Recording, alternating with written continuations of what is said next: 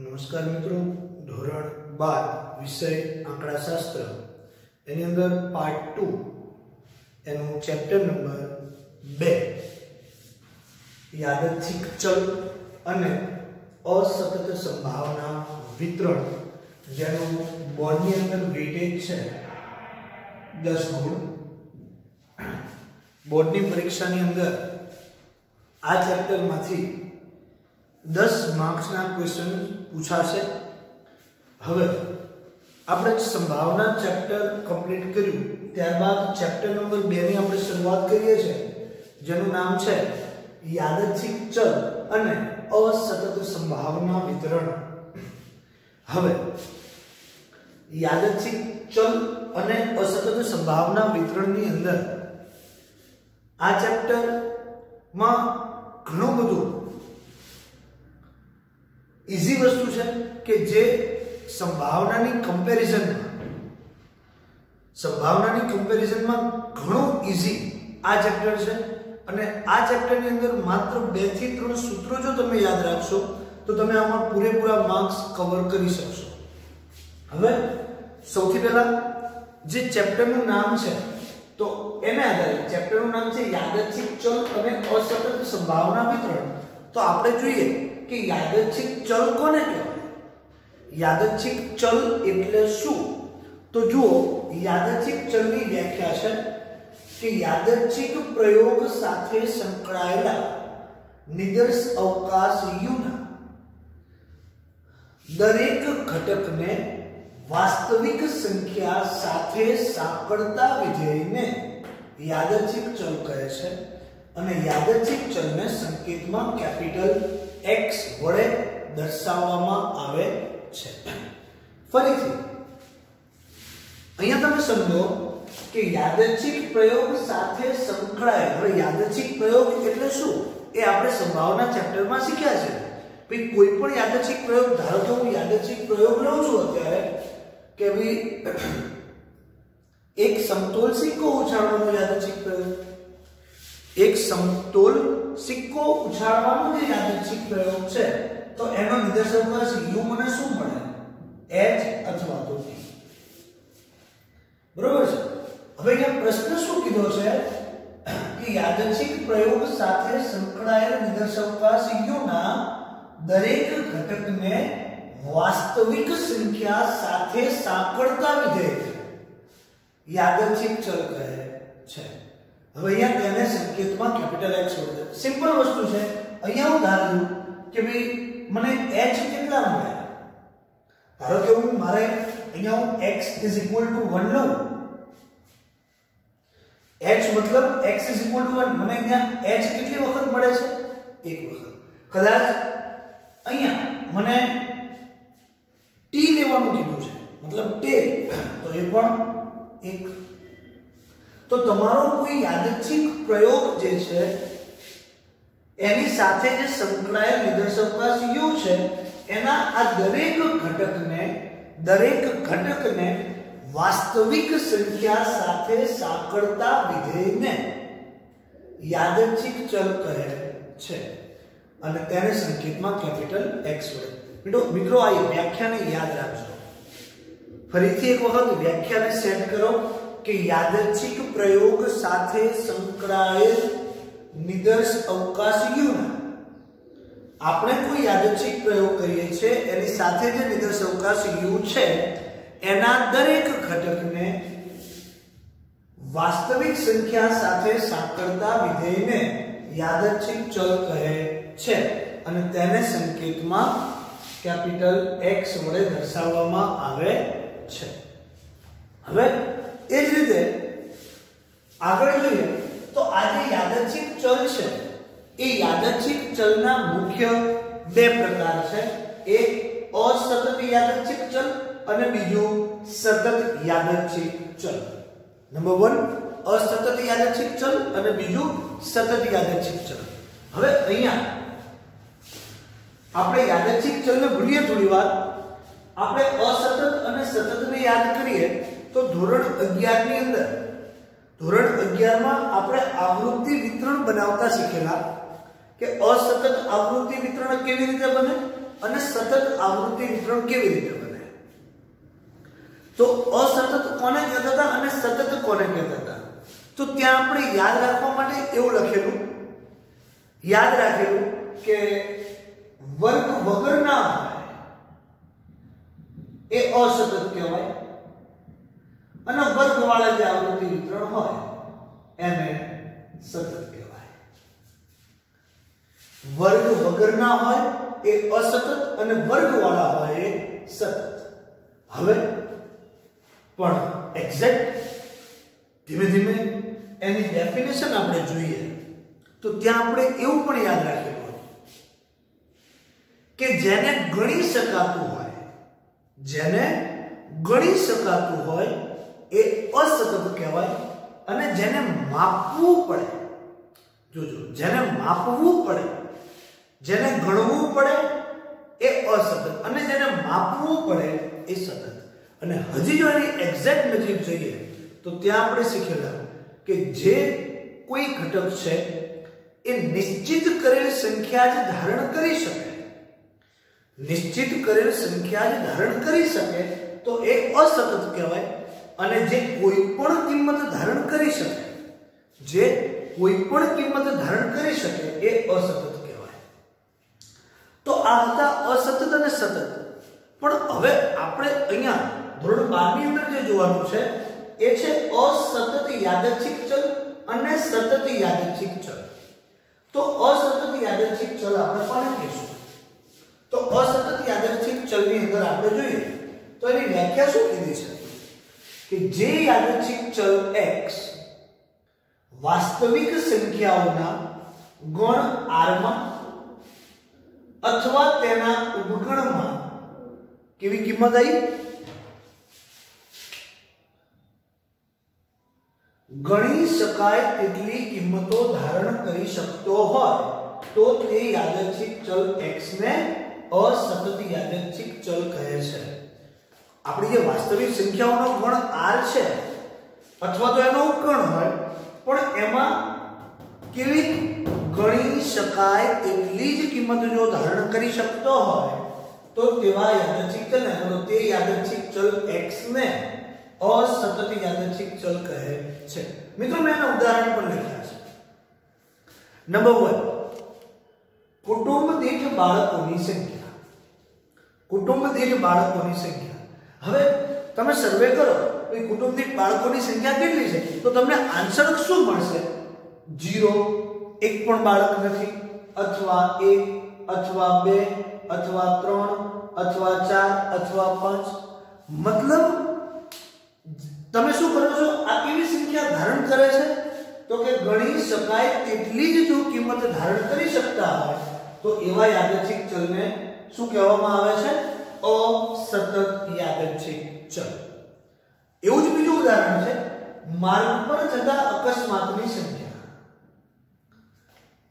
મિત્રો માર્ગ પર થતા અકસ્માતની સંખ્યા એટલે એક પણ અકસ્માત નથી, અથવા 1 અથવા 2 અથવા 3, ક્યાંય 3.5 અકસ્માત કે 6.5 અકસ્માત આવું કહી શકાતું નથી. મતલબ નિશ્ચિત કરેલ ગણી શકાય તેટલી જ કિંમત જે ધારણ કરે છે એ અસતત યાદચ્છિક ચલ છે. હજી એક ઉદાહરણ છે, ગુલાબના છોડ પર થતા ગુલાબની સંખ્યા. કોઈ ગુલાબનો છોડ છે એના પર ગુલાબની સંખ્યા, તો એના પર તમે કઈ રીતે ગણી શકો? ભાઈ 1 ગુલાબ છે, 2 ગુલાબ છે, 3 ગુલાબ છે, બરોબર? જે ગણી શકાય તેટલી જ, બરોબર, નિશ્ચિત કિંમત જે ધારણ કરી શકે તો તેવી યાદચ્છિક ચલ x ને અસતત યાદચ્છિક ચલ કહે છે. હવે આ તો પહેલો પ્રકાર યાદચ્છિક ચલનો, અસતત યાદચ્છિક ચલ. હવે બીજો પ્રકાર જે છે એ છે સતત યાદચ્છિક ચલ. તો સતત યાદચ્છિક ચલ કોને કહેવાય? મિત્રો આનાથી તદ્દન વિરુદ્ધ. અહીંયા શું હતું કે ભાઈ નિશ્ચિત સંખ્યા ધારણ કરી શકે છે, ગણી શકાય તેટલી નિશ્ચિત સંખ્યા ધારણ કરે છે તો એ અસતત બને. પણ હવે જોઈએ સતત. તો જે યાદચ્છિક ચલ x ગણ r ની અથવા તેના કોઈ ઉપગણ હોય તેવા અંતરાલ AB જ્યાં a લેસ ધેન b ની કોઈ પણ મિત્રો આવું સમજાવું છું, પણ અહીંયા પહેલા ધ્યાન આપો કે કોઈ પણ કિંમત ધારણ કરી શકતો હોય તે યાદચ્છિક ચલ x ને સતત યાદચ્છિક ચલ કહે છે. મિત્રો જ્યારે પણ સતત આવશે સતત તો ત્યાં અંતરાલ આપણે શીખ્યા છે વર્ગ અંતરાલ.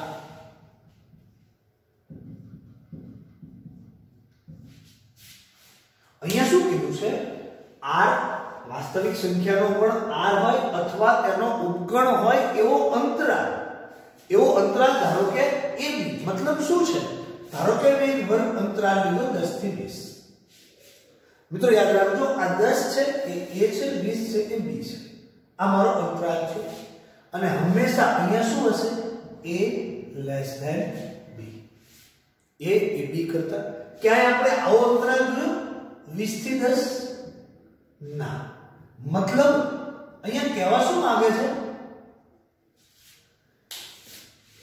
વ્યાખ્યા આંકડાશાસ્ત્ર મુજબ છે, પણ તમે ઈઝીલી એને સમજો કે જે યાદચ્છિક ચલ x ગણ r ની અથવા તેના કોઈ ઉપગણ હોય તેવા અંતરાલ ab જ્યાં a લેસ ધેન b ની કોઈ પણ કિંમત ધારણ કરી શકતો હોય તે યાદચ્છિક ચલ x ને સતત યાદચ્છિક ચલ કહે છે. મિત્રો એના ઉદાહરણ છે. ઉદાહરણ પરથી થોડું વધુ ક્લિયર થશે કે કોઈ વ્યક્તિની ઉંમર ધારો કે એવું કહેવામાં આવે, એવું જરૂરી નથી કે 20 વર્ષ પછી સીધું 21 વર્ષ જ થાય, 22 વર્ષ જ થાય. ના, 20 વર્ષ અને 6 મહિના પણ હોઈ શકે તો 20.5 વર્ષ થાય. અહીંયા આ જે વ્યક્તિની ઉંમર છે એ કોઈ પણ કિંમત ધારણ કરી શકે છે. એવું જરૂરી નથી કે જે નિશ્ચિત કરેલ સંખ્યા જ ધારણ કરી શકે. એ ધારો કે એવું કહેવામાં આવે કે તમે ત્યાં શું કહેશો 30 થી 40 વર્ષની વચ્ચે કોઈ વ્યક્તિની ઉંમર છે, તો આ 30 થી 40 માંથી જે વાસ્તવિક સંખ્યાઓ છે એમાંથી કોઈ પણ કિંમત ધારણ કરી શકે તો એવો જે ચલ છે એને આપણે શું કહીશું? સતત યાદચ્છિક ચલ. બીજું એવું એક ઉદાહરણ છે કોઈ શહેરનું તાપમાન. મિત્રો કોઈ શહેરનું તાપમાન 20 ડિગ્રી, 25 ડિગ્રી, 30 ડિગ્રી એવું જરૂરી નથી. ત્યાં 20.8 પણ હોઈ શકે, 35.2 પણ હોઈ શકે, 15.15 પણ હોઈ શકે. તો અહીંયા યાદ શું રાખવાનું છે આ બંને વચ્ચે? કે જે નિશ્ચિત કિંમત ધારણ કરે, ગણી શકાય તેવી નિશ્ચિત કિંમત ધારણ કરે એ અસતત ચલ, અને જે કોઈ પણ કિંમત ધારણ કરી શકે એ સતત ચલ. આ બંનેના ઉદાહરણ આપણે જોયા. હવે મિત્રો આ વર્ષે માત્ર દ્વિપદી સંભાવના વિતરણને રિલેટેડ એક્ઝામ્પલ જ તમારા સિલેબસની અંદર છે. આ ચેપ્ટરમાંથી માત્ર દ્વિપદી સંભાવના વિતરણ, પછી એક યાદચ્છિક ચલના બે પ્રકાર અને દ્વિપદી સંભાવના વિતરણ, માત્ર આ 4 ટોપિક આપણે ભણવાના છે. તો એમાંથી બે ટોપિક, એક ટોપિક મેઈન આપણે પૂરો કર્યો કે યાદચ્છિક ચલ કોને કહેવાય, યાદચ્છિક ચલના પ્રકાર કેટલા છે તો કે બે પ્રકાર, અસતત યાદચ્છિક ચલ અને સતત યાદચ્છિક ચલ, અને એ બંનેની વ્યાખ્યાઓ. હવે આપણે શરૂ કરવું છે દ્વિપદી સંભાવના વિતરણ. પણ દ્વિપદી સંભાવના વિતરણ શરૂ કરતા પહેલા મારે એક પ્રયોગ શીખવો પડે જેનું નામ છે દ્વિવિધ વિકલ્પનો પ્રયોગ. કોને કહેવાય દ્વિવિધ વિકલ્પનો પ્રયોગ? તો બહુ ઈઝી વ્યાખ્યા છે એની કે જે પ્રયોગમાં સફળતા અને નિષ્ફળતા એમ બે જ પરિણામો હોય. જે પ્રયોગમાં સફળતા અને નિષ્ફળતા એમ બે જ પરિણામો હોય તેવા પ્રયોગને દ્વિવિધ વિકલ્પનો પ્રયોગ કહે છે. જોજો, જે પ્રયોગ આપણે કરીએ છીએ એ પ્રયોગના માત્ર બે જ પરિણામ હોય. કયા પરિણામો? તો કે સફળતા અને નિષ્ફળતા. એવા જે પ્રયોગની અંદર સફળતા અને નિષ્ફળતા એમ બે જ પરિણામો હોય તેવા પ્રયોગને દ્વિવિધ વિકલ્પનો પ્રયોગ કહે છે. સિમ્પલ ઉદાહરણ હું એક્ઝામ આપું છું.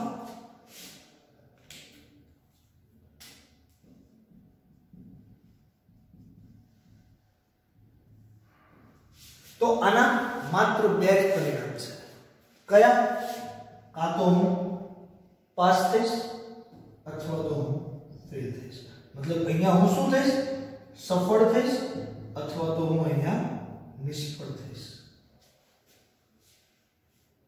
જોજો. પણ ઘણી બધી વખત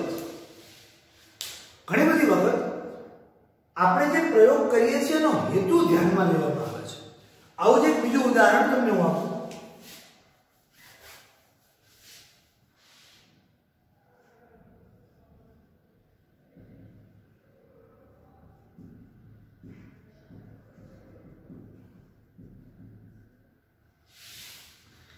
હવે કોઈ ઉંદર છે, એ ઉંદરને મૂર્છિત કરવા માટે એને દવા આપવામાં આવે છે. આવો એક પ્રયોગ કરીએ છીએ. ઉંદરને મૂર્છિત કરવા માટે દવા આપવામાં આવે. હવે એ દવા આપ્યા પછી જો ઉંદર મૂર્છિત થાય, શક્યતા તો બે રહેલી છે. કાં તો ઉંદર મૂર્છિત થશે અથવા તો મૂર્છિત ન થાય. મતલબ મારો હેતુ શું હતો? મારો હેતુ પ્રયોગ કયો છે? ઉંદરને દવા આપવાનો. પણ ઉંદરને દવા આપવાનો જે પ્રયોગ છે એનો હેતુ શું? તો કે ઉંદરને મૂર્છિત કરવાનો. તો અહીંયા ઉંદરને મૂર્છિત કરવા માટે હું જે દવા આપું એનાથી જો ઉંદર મૂર્છિત થઈ જાય તો હું શું ગણું? સફળ. અને જો મૂર્છિત ન થાય તો હું શું ગણું? નિષ્ફળ. તો આવા પ્રયોગ જે છે કે જે પ્રયોગની અંદર માત્ર બે જ પરિણામ મળે છે, સફળતા અને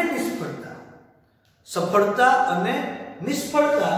તો એવા પરિણામોને કારણે આવા જે પરિણામ મળે આપણને સફળતા અને નિષ્ફળતા, એવા બે જ પરિણામો જો મળતા હોય તો એવા પ્રયોગને દ્વિવિધ વિકલ્પનો પ્રયોગ કહે છે. બીજી વસ્તુ અહીંયા જે યાદ રાખવાનું છે કે જે આપણને સફળતા મળે છે, આ વાત છે સફળતાની અને નિષ્ફળતાની. પણ એક સંકેત યાદ રાખજો, જે સફળતા છે એ સફળતાની સંભાવના જે છે એ સફળતાની સંભાવનાને સ્મોલ p વડે દર્શાવવામાં આવે છે. સફળતાની સંભાવનાને p વડે દર્શાવાય, જ્યારે નિષ્ફળતાની સંભાવનાને સ્મોલ q વડે દર્શાવાય છે. સફળતાની સંભાવનાને p વડે દર્શાવાય, નિષ્ફળતાની સંભાવનાને q વડે દર્શાવાય. અને એક આના પરથી આપણે સ્ટાન્ડર્ડ ઇક્વેશન બનાવીએ છીએ કે p + q = 1. કુલ સંભાવના કેટલી હોય? એક. સફળતાની અને નિષ્ફળતાની બંનેની થઈને સંભાવના કેટલી છે? એક. આના પછીની જે વ્યાખ્યા આપણે ભણીશું એની અંદર આ ઇક્વેશન આપણે જોઈશું. પણ અત્યારે યાદ રાખવાનું છે કે સફળતાની સંભાવના p કહેવાય, નિષ્ફળતાની સંભાવના q કહેવાય, અને સફળતા અને નિષ્ફળતા આ બંનેની સંભાવનાનો સરવાળો 1 થાય. તો અહીંયા થિયરિકલ પોર્શન અહીંયા ઘણું બધું કમ્પ્લીટ થઈ જાય છે. હવે દ્વિપદી સંભાવના વિતરણ એટલે શું અને ત્યારબાદ દ્વિપદી સંભાવના વિતરણના ગુણધર્મો, આ બે ક્વેશ્ચન તમારી બોર્ડની એક્ઝામ માટે સૌથી અગત્યના છે. એ આપણે આના પછીના સેશનની અંદર જોઈશું. Thank you.